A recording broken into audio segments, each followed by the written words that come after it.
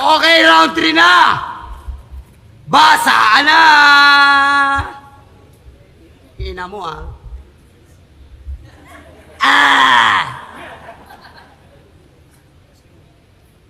Ha? Bakit? Ba't kinakabahan ka? Ha? Sa pagdamay mo sa Donggalo? Tingin mo okay lang sa akin yun?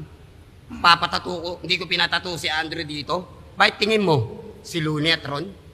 Gago ka pala eh. Ba't pati si Pibus? Kahit itatato ko si Pibus dito, pag binayaran ako, wala ka magagawa, papatato ko mukha niya.